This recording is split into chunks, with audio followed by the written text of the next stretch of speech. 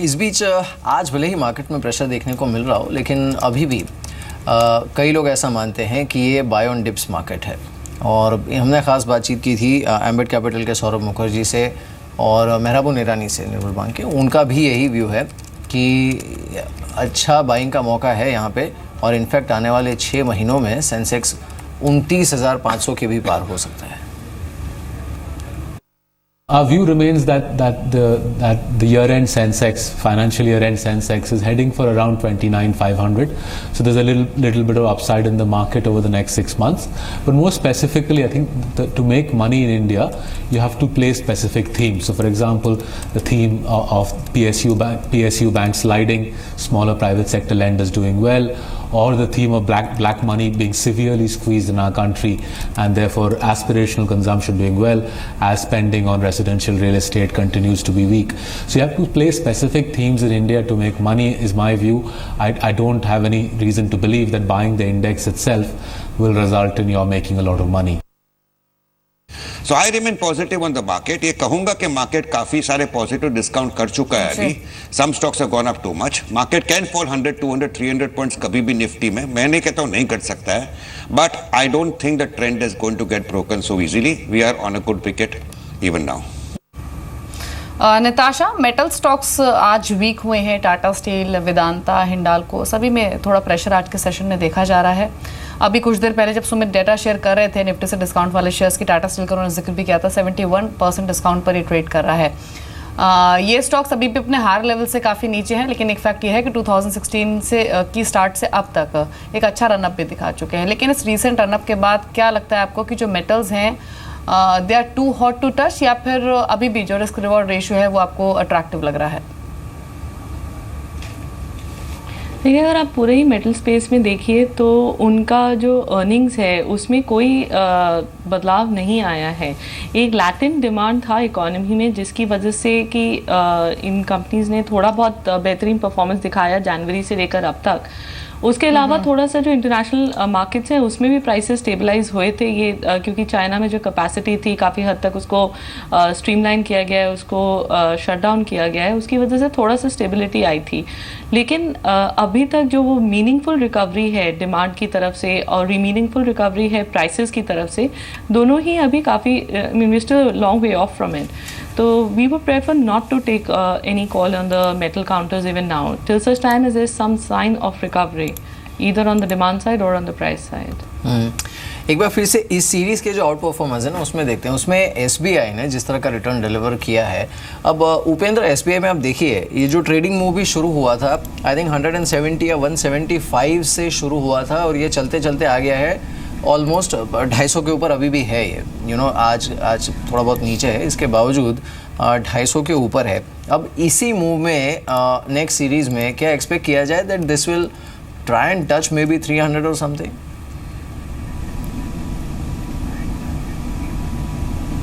मेरे कहना मुश्किल है कि ये कमिंग सीरीज़ में 300 जाएगा कि नहीं जाएगा, लेकिन if you take a look at the stock and next 1 year perspective, I am very bullish on State Bank of India. We were just discussing some time back, वो एक प्रॉक्सी है nationalised banks के लिए कि one of the best run banks in nationalised bank. Obviously they have got their own problems, उनका capitalisation का issue है, अभी भी सॉर्ट आउट पूरी तरह से हुआ नहीं है, NPAs का इशू है, overall certain issues overall nationalized banks की जो है वो SBI को भी लागू है।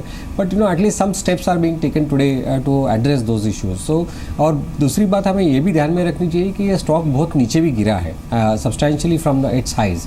सो considering all those things and overall improvement in the economy what we are seeing, I think State Bank of India is a safe bet to have for longer term perspective. Obviously momentum उसमें दोनों तरफ से आपको देखने को तो मिलेगा, I mean that goes without saying, but I would definitely bet on that. जी निताशा, छोटे छोटे काफ़ी सारे सेक्टर्स है जो मूव दे रहे हैं कंसिस्टेंटली। फॉर इंस्टेंस आज पेपर शेयर्स को ही देखिए आप, ज़्यादातर पेपर स्टॉक्स 7 से 10% तक का मूव दे रहे हैं। और West Coast Paper, Tamil Nadu Paper, Star Paper, Mills, Ruchira Papers, ये ज़्यादातर शेयर्स ऐसे हैं जो कि अपने 52 वीक हाइस पर भी ट्रेड कर रहे हैं और इस साल की शुरुआत से अब तक 70% तक का भी रिटर्न उन्होंने दिए हैं। हालांकि ग्लोबली भी आप देखें, चाहे इमर्जिंग मार्केट्स में भी देखें, जो डिमांड है वो अभी भी वीक बनी हुई है। लेकिन जो ये मूव आया है, क्या इस मूव से आप कन्विंस्ड हैं और कोई व्यू है आपका इस पूरी सेक्टर पर अभी?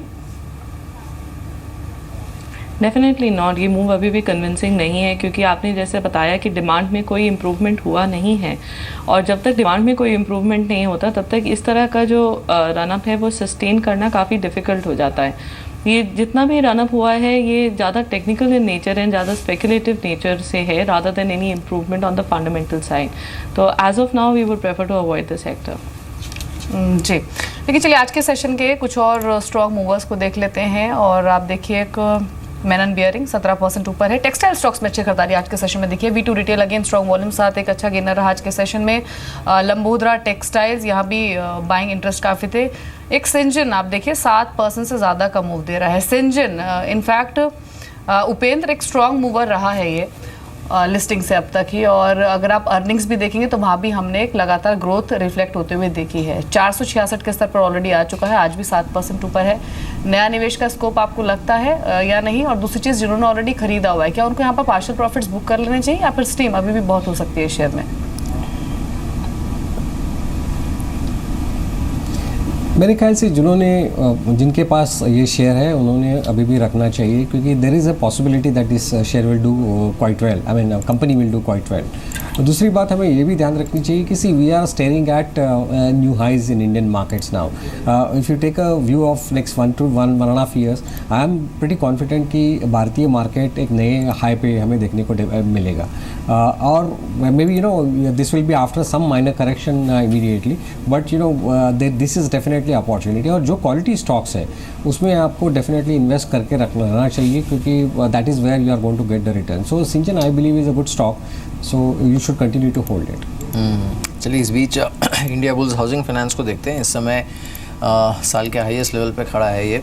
साथ ही L&T फाइनेंस और एक काउंटर है जो कि इस समय 52 वीक हाई पर ट्रेड कर रहा है। रिलायंस कैपिटल सुबह से ही मजबूत, ये 52 वीक हाई पर इस समय ट्रेड करते हुए। SL प्रोपैक ये काउंटर भी 52 वीक हाई पर इस समय ट्रेड कर रहा है, ऑलमोस्ट 3.5% ऊपर।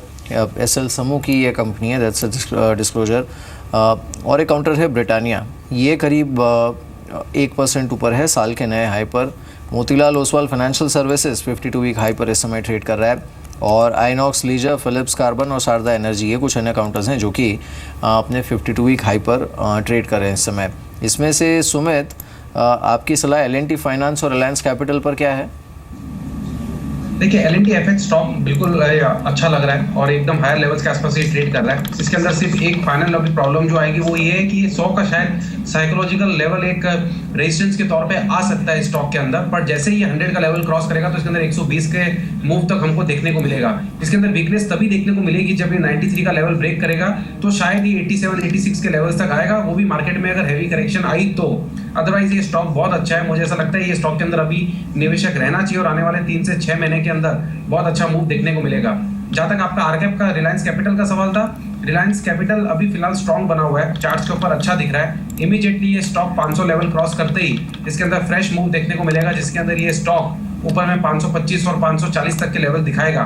फ्रेश बाइंग 500 के ऊपर ही आएगी, जब तक ये 500 ब्रेक नहीं करता है ये एक रेंज में घूम सकता है 480 से लेके 500 के बीच में।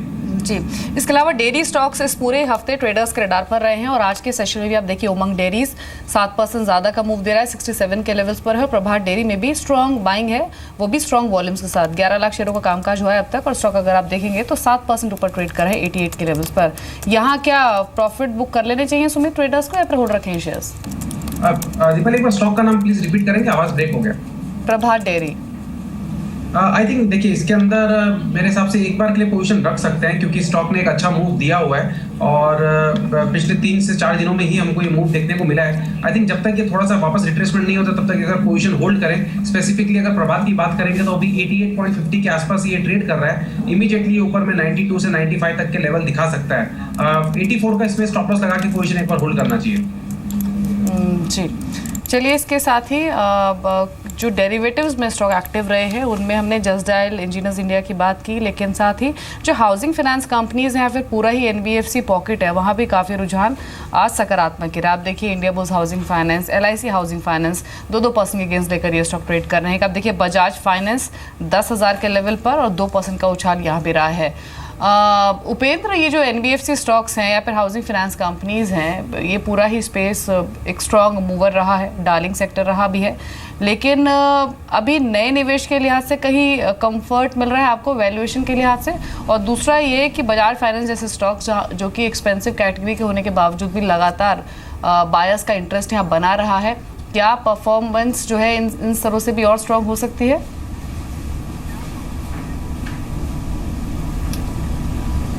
मेरे ख्याल से जो selected NBFC and housing finance sector क्षेत्र जो है वो उनका परफॉर्मेंस अच्छा ही रहेगा एंड उनके वैल्यूएशन अप ट्रेंड पे रहेंगे, ये मेरा मानना है। उसमें अभी of course as you rightly pointed out कि बहुत सारे स्टॉक्स शॉर्ट स्पैन में ऊपर गए हैं, तो समटाइम्स थोड़ा करेक्शन होता है इस सिचुएशंस में। लेकिन आप देखेंगे selectively also there are some holding companies, there are some NBFCs which are not gone up so much. For example L&T finance की हम लोग बात कर रहे थे, वो बहुत दिन में वो 60 और 90 के बीच में अटका हुआ है। Of course there is a 50% jump, लेकिन आप ओवरऑल कंपनी की बैकग्राउंड देखेंगे तो there is a huge opportunity for it to do well. उसके बाद होल्डिंग कंपनी स्ट्रक्चर में बजाज होल्डिंग है, I mean Bajaj finance higher prices पे है, लेकिन Bajaj holding has not moved up and उनका to the stocks what they hold, उनका मेरे ख्याल से 60 to 80% लगभग उनका डिस्काउंट रहेगा, विच इज़ सब्सटेंशियल डिस्काउंट। तो वो उधर there is a opportunity available कि वो ऊपर जा सकता है। तो there are pockets of opportunities in this industry.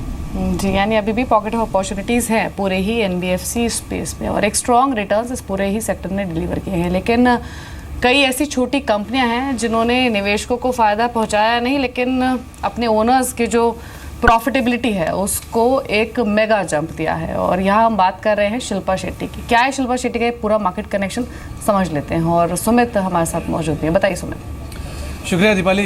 देखिए, शिल्पा शेट्टी ने आज से 2 साल पहले निवेश किया और जो निवेश के ऊपर रिटर्न आया वो मतलब बहुत मुश्किल है किसी के लिए भी सोचना कितना रिटर्न आ सकता है, लेकिन हाँ एक ज़ोरदार रिटर्न, 25 गुना उनको रिटर्न आया पिछले 2 साल के दौरान। दरअसल सितंबर 2014 में उन्होंने कंपनी खरीदी थी हिंदुस्तान सिक्योरिटी ग्लास के नाम से। ये कंपनी कोलकाता स्टॉक एक्सचेंज में भी लिस्टेड थी और BSE पे भी लिस्टेड थी, लेकिन तब तक BSE पे तो कोई कामकाज बहुत कम होता था, ना के बराबर लोगों का कामकाज होता था। लेकिन उनकी खरीदारी के बाद से इस शेयर में चाल आई और 10 रुपये का चलता हुआ शेयर, जो पहले हिंदुस्तान सिक्योरिटी ग्लास का नाम भी चेंज किया उन्होंने और अपने पुत्र वियान के नाम पे, वियान इंटरनेशनल के नाम से इस कंपनी का नाम रखा गया। उसके बाद से इसकी चाल देखिए, वियान इंटरनेशनल 10 रुपये का शेयर होता था, 10 रुपये 80 पैसे के आसपास सितंबर 2014 में, और वहाँ से चलता हुआ आज करीब 405 रुपये तक पहुँच चुका है। यानी कि उनका निवेश जो कि उस समय में उन्होंने करीब 2 करोड़ रुपए या 2 करोड़ 83 लाख रुपए के आसपास हिस्सेदारी खरीदी थी, 50% स्टेक की वैल्यू थी, वो आज पहुंच चुकी है करीब 75 करोड़ रुपए के आसपास। और कंपनी जो उस समय पे वैल्यू होल्ड करती थी रफली 5 से 5.5 करोड़ रुपए के आसपास, वो आज के बाजार में उसकी अगर वैल्यू देखें तो 145 करोड़ रुपए के आसपास पहुंच चुकी है। यानी कि जो उस समय में उन्होंने निवेश किया था वो महज 3 करोड़ रुपए के आसपास था, जो 75 करोड़ रुपए पहुंच चुका है। अब कंपनी के फंडामेंटल के ऊपर नजर डाली जाए तो कंपनी 32 करोड़ रुपए की सालाना बिक्री करती है, जबकि मुनाफा महज 1 लाख रुपए का है। कंपनी ने कभी कोई डिविडेंड नहीं दिया, रादर क्योंकि लॉस में थी इसलिए डिविडेंड देना उन्होंने बंद कर दिया। दूसरा, रिसेंटली कंपनी ने बोनस की भी घोषणा की है, हालांकि बोनस की भी रिकॉर्ड डेट नहीं है, ये अगस्त में ही उन्होंने यानी इसी महीने दौरान उन्होंने बोनस की घोषणा की है, लेकिन अब तक बोनस की कोई रिकॉर्ड डेट नहीं आई है। लेकिन जिस तरह से कंपनी कामकाज कर रही है, फिर जिस तरह की ग्रोथ देखने को मिली है over a period of time, इस तरह की ग्रोथ बहुत कम ही शेयरों में या फिर बहुत ही कम निवेश में देखने को मिलती है। इस कंपनी में दोनों यानी शिल्पा शेट्टी और सादर राज कुंद्रा दोनों की हिस्सेदारी और करीब 51% हिस्सेदारी है, तो मेजॉरिटी प्रमोटर होल्डिंग उन्हीं के पास है और जिस तरह का रिटर्न देखने को मिला काफ़ी मुश्किल से देखने को मिलता है। आपकी फेवरेट एक्ट्रेस कौन है सुमित? ये शिल्पा शेट्टी भी कह सकते हैं, वेद भी कह सकते हैं, मतलब और भी है? और भी है, काफ़ी लंबी सूची है, इसलिए सबका नाम नहीं ले सकते। अच्छा, नहीं नाम ले लिया, कोई दिक्कत नहीं है, पर मैं ये सोच रहा था कि शिल्पा शेट्टी वैसे ही काफ़ी फिट मानी जाती हैं। आई थिंक योगा होगा कि कुछ CD वगैरह भी, DVD भी इन्होंने निकाली थी। You never know, next thing you know शायद ये किताब भी लिख डालें मार्केट में इन्वेस्टमेंट पे, जिस तरह का इनका इन्वेस्टमेंट साबित हुआ है। बट थैंक्स, अच्छी इंटरेस्टिंग इन्फॉर्मेशन थी। अब इनफैक्ट BSE पे बाद में लिस्ट हुई है, इन्होंने जब खरीदी थी तब कोलकाता एक्सचेंज से इन्होंने ख़रीदा था। उपेंद्र, आप कुछ ऐड करना चाहेंगे क्या?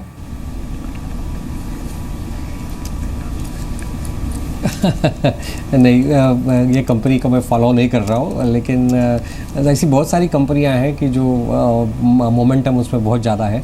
आई think for a normal common investor it's best to avoid this companies. चलिए, आप स्टॉक फॉलो नहीं करते, आई बिलीव शिल्पा शेट्टी को तो फॉलो करते होंगे आप। 100%. All the actors and actresses in the film industry, well known, we follow them.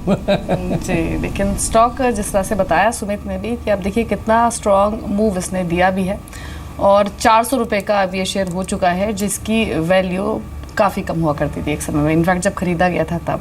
लेकिन चलिए अब इससे बाहर निकलते हैं और इनफैक्ट सुमित अब 2 ट्रेड्स जो आप कल के लिए कैरी करना चाहेंगे और दूसरी चीज़ 2 स्टॉक्स जो सितंबर सीरीज़ के लिए आप रेकमेंड करेंगे हमारे व्यूअर्स को। देखिए जो स्टॉक मुझे अच्छा लग रहा है वो एक आईओसी है। मुझे ऐसा लगता है कि आईओसी अगले महीने के लिए अच्छा परफॉर्म करेगा और ये स्टॉक ने ऑलरेडी अच्छा मूव दिखाया भी है और यहाँ से मुझे ऐसा लगता है कि 10 से 15% की तेजी देखने को मिल सकती है आने वाले कुछ ही हफ्तों के अंदर। आई थिंक प्रेजेंट लेवल से आईओसी को लॉन्ग किया जा सकता है। प्रेजेंट लेवल से अगर 8-10 रुपए की करेक्शन भी मिलती है तो भी अच्छा बाइंग लेवल होगा 560 के आसपास भी। स्टॉप लॉस 545 और ऊपर में टारगेट इमीडिएटली 610 होगा और 610 का लेवल ब्रेक करने के बाद हमको 650 तक के भी लेवल देखने को मिल सकता है। तो एक स्टॉक तो आईओसी होगा। दूसरा स्टॉक जैसे मैंने फार्मा में अभी हम थोड़ी देर पहले बात कर रहे थे तो फार्मा में हमें बहुत से स्टॉक अच्छे लग रहे हैं, सिप्ला, वॉकहार्ट, सन फार्मा, डॉक्टर रेड्डी, ऑरो फार्मा। बट एक स्टॉक अगर सिलेक्ट करना है तो सन फार्मा को सिलेक्ट किया जा सकता है।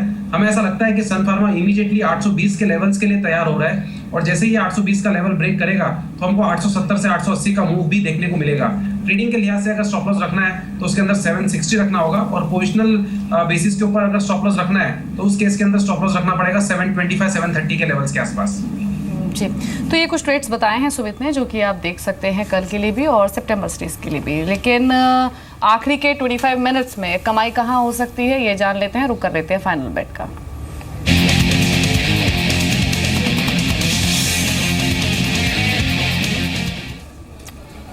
रजत बताइए।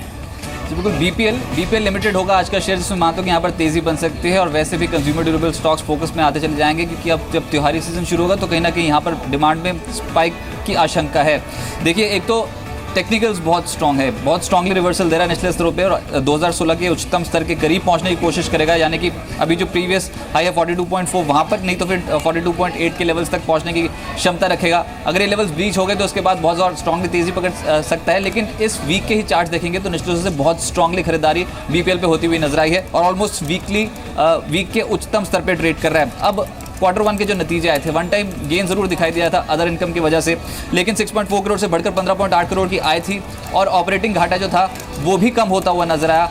अब कंपनी का आने वाले समय के लिए योजना ये है कि 600 करोड़ के आसपास का रेवेन्यू करती हुई नजर आएगी अगले 3 साल में। अगर ऐसा होता है तो बहुत स्ट्रांगली स्टॉक पे एप्रिसिएशन देखने को मिल सकती है और ऊपर से जो ऑनलाइन रिटेलर्स हैं जैसे कि फ्लिपकार्ट, उनके साथ टाइप के जरिए यहाँ पर बिक्री बढ़ाने पर जोर है। तो पोजिशनल तौर पर तो ट्रिगर्स बहुत स्ट्रांग है, विजिबिलिटी बहुत स्ट्रांग है, लेकिन क्योंकि टेक्निकली काफ़ी स्ट्रांगली प्रदर्शन कर रहा है पिछले कुछ दिनों से, उस आधार पर आप 42.5 तक के लक्ष्य के लिए अप्रोच करें स्टॉक को। चलिए 40-50 पर है फिलहाल, करीब 4.25% ऊपर इन लेवल से। एक बार वेल्सपन को देख लेते हैं। वेल्सपन इंडिया 10% नीचे ऑलमोस्ट आज ट्रेड करते हुए।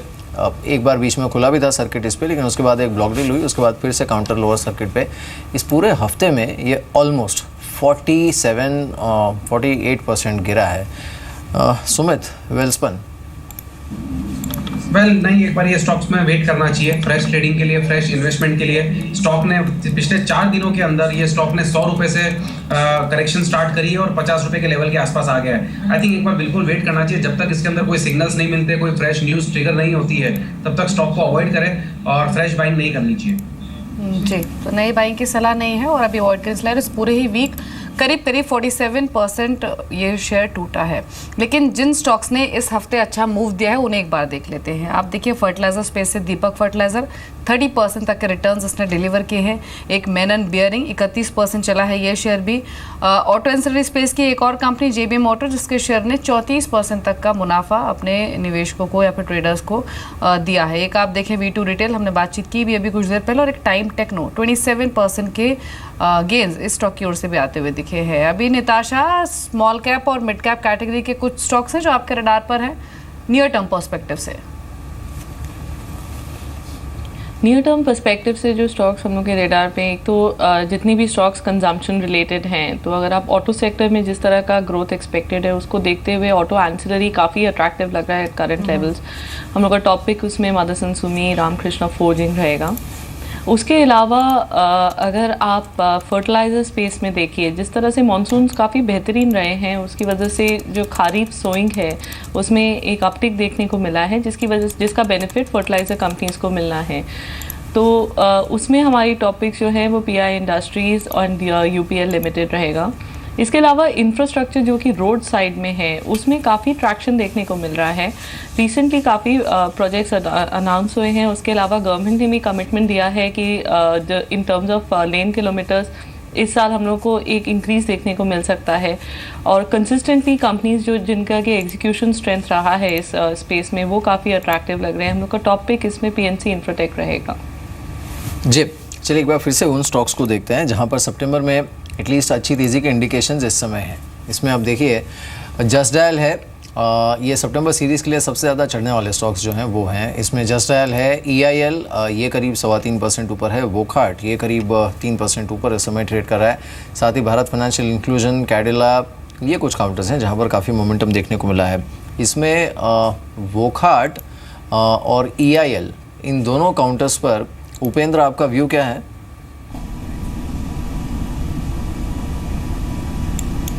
मेरे ख्याल से दोनों स्टॉक्स बढ़िया स्टॉक्स है to hold on to your portfolio. Engineers India Limited में जो अभी अप ट्रेंड हमें देखने को मिल रहा है, फंडामेंटली उनका परफॉर्मेंस अच्छा आया है करंट क्वार्टर आप देखेंगे तो। So I think that will be the best performing stocks of the stocks जो आपने कहा है उसमें से। Wockhardt of course pharmaceutical sector में है and you know vagaries of those the industries they will continue to face, but according to me one of the very well managed companies, तो that also would be a good idea to look at. जी, in fact Nitasha, pharma में ही Aurobindo pharma पर क्या view है? जो management की commentary आई हुआ 17 के लिए वो भी काफ़ी पॉजिटिव थी। यूएस पाइपलाइन स्ट्रॉन्ग है, 1200 तक के टारगेट्स की बात कुछ रिपोर्ट्स में हुई भी है। आप बायर है इन लेवल्स पर या फिर होल्ड कर रही हैं? लेकिन औरोबिंदो फार्मा का डेफिनेटली एक बहुत अट्रैक्टिव स्टॉक है with in the pharma sector. Company का बहुत अच्छा एग्जीक्यूशन हिस्ट्री रहा है। उसके अलावा जो उनके 154 ऑड एंडा एप्लीकेशंस हैं उसका भी बेनिफिट उनको मिलेगा, क्योंकि धीरे धीरे जैसे जैसे उनको अप्रूवल मिलते जाएंगे वैसे वैसे हम लोगों को उनकी ग्रोथ में एक स्पाइक देखने को मिलेगी। वैल्यूएशंस थोड़ी सी स्ट्रेच्ड हैं, लेकिन अगर आप उसकी ग्रोथ को प्राइस इन करिए तो ये वैल्यूएशंस तब अट्रैक्टिव लगने लग जाते हैं। तो डेफिनेटली एक टॉप बाय रहेगा with in the pharma space. चलिए इस समय बाजार इंट्राडे लो पर है। आप इंट्राडे हाई से अगर कैलकुलेट करें तो निफ्टी और सेंसेक्स दोनों इस समय सबसे निचले लेवल पर हैं। Look at the graph, Nifty intraday high से ऑलमोस्ट 100 पॉइंट नीचे और सेंसेक्स इंट्राडे हाई से ऑलमोस्ट 300 पॉइंट नीचे। चैलेंज ऐसे में ये है कि कल के लिए अगर कोई ट्रेड करना भी हो तो वो क्या हो सकता है, BTST या STBT? ये बताने के लिए मनीष हमारे साथ हैं। मनीष बताइए। धन्यवाद भीड़। भले बाजार दिन के निचले स्तर के आसपास हो, लेकिन अधिकांश जो बताए गए हैं जानकारी की तरफ से जो दी गई है, अधिकांश शेयर में खरीदारी करने की सलाह दे रहा है। हालांकि जो पहला शेयर का इम्तियाज कुरैशी की तरफ से NTPC होगा, जिसमें कि वो बिकवाली करने की सलाह दे रहे हैं, उनको लगता है कि शेयर में और भी दबाव देखने को मिल सकता है। 152 रुपये का वो लक्ष्य मान के चलते हैं कि देखने को मिल सकता है बिकवाली करने की सलाह होगी, जबकि 161 रुपये का आपको इसमें स्टॉपर्स लगाना होगा। रिस्क रिवार्ड रेशो देखिए काफ़ी फेवरेबल उन्होंने दिया है, लेकिन कुछ एक आप शेयर होंगे इसमें सिर्फ खरीदारी करने की सलाह होगी। इम्तियाज कुरैशी को औरोबिंदो फार्मा बेहतर लगता है, अच्छी मजबूती देखने को मिल रही है शेयर में। उनको लगता है कि मजबूती में शेयर और भी मजबूती दिखा सकता है, तेजी देखने को मिल सकती है। 833 रुपये का लेकिन आपको इसमें टारगेट रखना होगा, 776 रुपये का स्टॉपर्स लगाना है।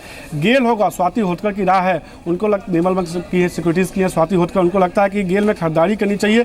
385 रुपये का लक्ष्य होगा, जबकि स्टॉपलॉस जो आपको लगाना है 368 रुपये का आपको इसमें स्टॉपर्स लगाना है। इनकी तरफ से एक और जो शेयर होगा आइनॉक्स लेजर होगा, जिसमें ये खरीदारी करने की सलाह दे रहे हैं। इनके मुताबिक शेयर में आपको 295 रुपये का टारगेट रखना चाहिए, जबकि इसका जो स्टॉप लॉस होगा 265 रुपये का होगा। इस शेयर में भी देखिए आज के ट्रेड में एक अच्छी मजबूती, करीब 5% की मजबूती के साथ ही शेयर बाजार के गिरावट में भी कहीं ना कहीं मजबूत बना हुआ है।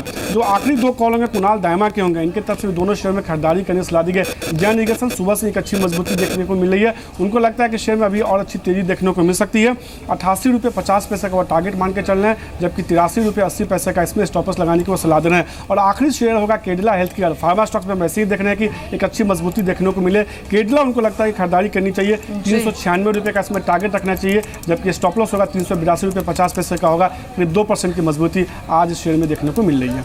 शुक्रिया मनीष आपका ये कॉल्स बताने के लिए। इसके अलावा ट्रेडर्स कॉल भी आपको बता देते हैं। 3 स्टॉक्स, इनमें IDBI कैपिटल का मानना है LNT आप सेल कीजिए 1410 के टारगेट्स के लिए। 1472 का एक स्टॉप लॉस आपको मेंटेन करना है। 1456 पर अभी ट्रेड करा है। दूसरी चॉइस है उनकी बाटा, अगेन सेल साइड पर उन्होंने पिक किया है ये शेयर। 533 पर अभी ट्रेड कर रहा है, 2% नीचे, लेकिन 515 के डाउन साइड टारगेट से दिख रहे हैं। 542 का एक स्टॉप लॉस आपको रखना होगा। जो तीसरा शेयर है IDBI कैपिटल की ओर से वो है हेवल्स। यहाँ ये बाय करने की सलाह दे रहे हैं। 415 पर अभी कामकाज कर रहा है। 428 के टारगेट्स एक्सपेक्टेड हैं। स्टॉप लॉस मेंटेन कीजिए 413 के लेवल्स पर। लेकिन अगर आप भी अपने किसी भी चुनिंदा शेयर पर कोई राय लेना चाहते हैं तो आप अपना स्टॉक का नाम में व्हाट्सएप कर सकते हैं डिटेल्स के साथ। व्हाट्सएप नंबर आपकी स्क्रीन पर 78400240। उपेंद्र, अभी आपकी चॉइसेस क्या हैं शॉर्ट टर्म नज़रिए से?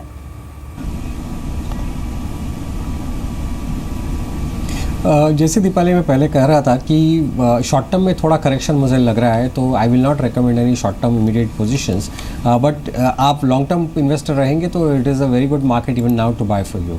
सो क्वालिटी ऑफ कोर्स आपको माइंड में रखनी पड़ेगी। I mean some stocks you know which I am looking at, I am invested also is Universal, Carborundum Universal, और दूसरी आइडिया है ग्राइंडवेल नॉर्टन। दोनों एब्रेसिव कंपनियां हैं, one of the best quality managements in the industries, and performance भी बहुत बढ़िया है।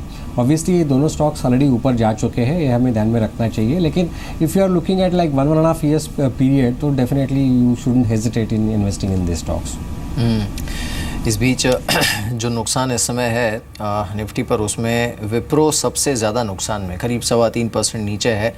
आइडिया सेलुलर 3% नीचे है। अदानी पोर्ट्स, जी एंटरटेनमेंट, टेक महिंद्रा, इन्फोसिस, टाटा स्टील और भारतीय इंफ्राटेल, यहाँ पर 2 से 2.5% का नुकसान है।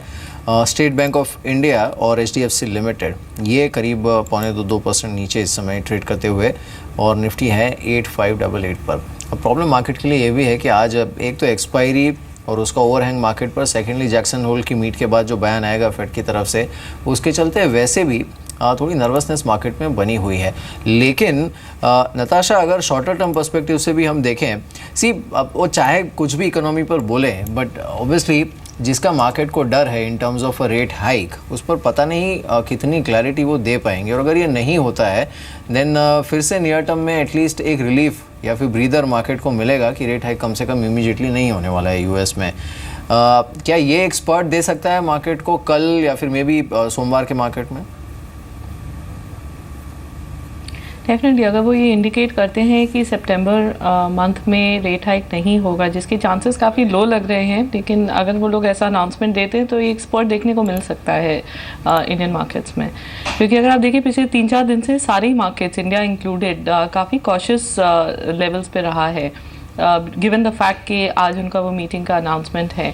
तो अगर ये अनाउंसमेंट आता है कि नहीं रेट हाइक्स अभी नहीं होंगे, it's too early for that, and जिस तरह से ग्लोबल मैक्रो इकोनॉमिक सिचुएशन है उसको देखते हुए अभी नहीं हो सकता, तो डेफिनेटली एक रिलीफ रैली आ सकती है। जी, इस बीच आप देखिए IDBI बैंक को एक सडन स्पाइक आया है इस शेयर में, और डे लो से अब ये डे हाई पर ट्रेड कर रहा है 75.25 के लेवल्स पर। 3.5 रुपये की मजबूती देखी जा रही है, 4.5% का उछाल अभी भी ये खरीदारी स्टॉक में दिखी भी है। हालांकि 2-3 दिनों में खबरों में रहा भी है।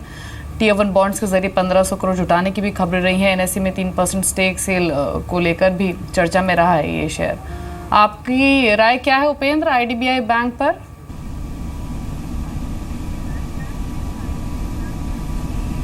IDBI Bank looks good at this moment, क्योंकि उसमें बहुत सारी बातें चल रही है for further expansion. It's actually a private sector bank though owned by the government, तो there is a hope that कि उसका परफॉर्मेंस अच्छा हो सकता है। So this is in between like top banks like HDFC Bank and HDFC and IndusInd Bank और Yes Bank एक side पे, और दूसरे साइड पे जो नेशनलाइज्ड बैंक्स है जिनके NPA के बहुत बड़े प्रॉब्लम है, इनके बीच में ये बैंक हम लोग डाल सकते हैं।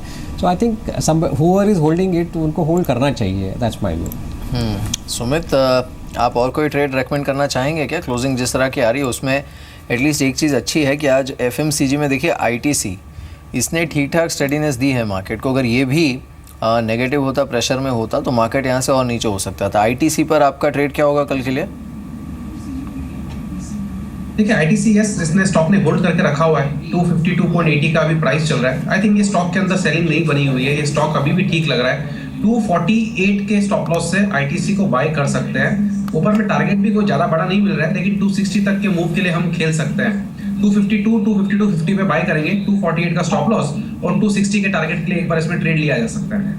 जी, इसके अलावा आज पूरी फार्मा स्पेस में बाइंग देखी गई है, लेकिन एक स्टॉक जो कि परफॉर्म नहीं कर रहा है फार्मा सेक्टर से, वो है टोरेंट फार्मा का। दिन के निचले स्तरों पर ये स्टॉक आ चुका है और 5.5% की वीकनेस देखी जा रही है। हालांकि इस पूरे हफ्ते का अगर ट्रेंड देखेंगे तो प्रीवियस जो सेशंस रहे हैं 3 सेशंस, वहां पर इसने कंसिस्टेंटली परफॉर्म किया भी है, लेकिन अभी डे लो पर है, 5% की वीकनेस दिख रही है। सुमित, और कमजोर हो सकते हैं इस तरह से टोरेंट फार्मा?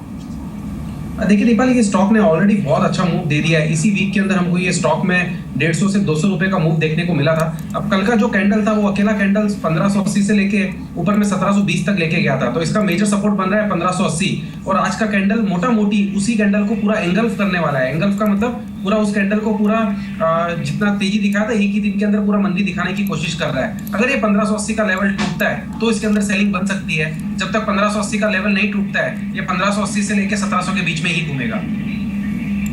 जी, वीकनेस वाले स्टॉक्स में ही आज आप देखिए KPIT टेक्नोलॉजीज को पूरे IT में ही हालांकि प्रॉफिट बुकिंग दिखी है, या फिर कह सकते हैं कि सेलिंग दिखी है। KPIT टेक करीब 4.5% नीचे 129 के लेवल्स पर ट्रेड कर रहा है। इन्फोसिस, विप्रो ऑलरेडी डे लो पर ही हैं। मेटल्स में वेदांता, टाटा स्टील, हिंडाल्को, यहाँ भी दबाव देखा जा रहा है। और प्राइवेट बैंक PSU बैंक्स में देखेंगे तो SBI, इलाहाबाद बैंक, यहाँ भी वीकनेस आज के सेशन में है। ये इनफैक्ट निताशा, ये जो KPIT टेक्नोलॉजीज हैं या फिर जो मिड कैप IT स्टॉक्स हैं, यहाँ पर रुझान हमने थोड़ा सा डाइवर्जेंट देखा है इस हफ्ते भी और प्रीवियस वीक्स में भी। आज भले ही थोड़ा सा ये स्टॉक्स कमज़ोर हुए हैं, लेकिन अगर एज अ होल पूरे ही IT को आप देखें तो क्या छोटे IT स्टॉक्स ठीक लग रहे हैं आपको?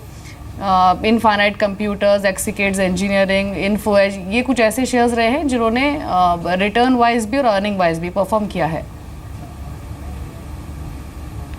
देखिए दिवाली, जैसे हमने अभी डिस्कस किया कि जो आगे जाके जो इवेंट्स हो रहे हैं यूरोप और UK को लेकर, उसका एक दबाव आ सकता है, पर्टिकुलरली BFSI वर्टिकल में, जो कि एक बहुत बड़ा वर्टिकल है इन सभी कंपनीज़ के लिए, माइनस एक्सिस केट्स जो कि automotive and aerospace engineering space में है, तो वो एक डिफरेंट कंपनी हो जाती है। लेकिन बाकी IT कंपनीज़ के लिए, चाहे वो मिड कैप हो चाहे लार्ज कैप हो, BFSI काफ़ी इम्पॉर्टेंट क्लाइंट बेस है, जिसमें कि एक अनसर्टनिटी है इवेंट्स को लेकर, जो कि अभी तक प्ले आउट नहीं करी है। इस तरह का एनवायरनमेंट को देखते हुए इट इज़ बेटर कि इन्वेस्टर्स जो हैं वो लार्ज कैप्स को प्रेफर करें as compare to mid caps. तो हम लोग ये सजेस्ट करेंगे कि अगर आपको लॉन्ग टर्म के पर्सपेक्टिव से एक्यूमुलेट करना ही है तो लार्जर कैप कंपनीज ज़्यादा अट्रैक्टिव लग रही हैं vis-a-vis the mid cap companies in the IT space. Larger cap में आप कोई भी देख लीजिए, चाहे वो इन्फोसिस हो, टेक महिंद्रा हो, TCS हो, सारे ये रिलेटिवली बेटर लग रहे हैं इस समय। बिल्कुल। इस बीच एक बार रेलवे स्टॉक्स को देख लेते हैं। आज हमने रेलवे स्टॉक्स पर ठीक रुझान देखा था और इनफैक्ट रेलवे स्टॉक्स में वैसे भी हम देख रहे हैं पिछले 3-4 सेशन से मोमेंटम ठीक बना हुआ है। सुमित, यहाँ पर आपकी टॉपिक कौन सी है?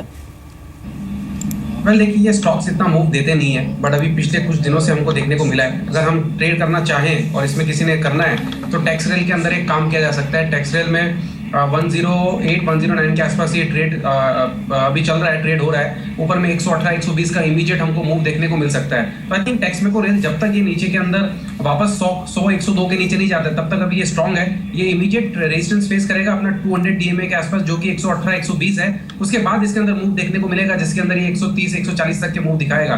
बट फिलहाल एक बार 8 से 10 रुपए की तेजी के लिए इसके अंदर अगर किसी को ट्रेड करना है तो किया जा सकता है।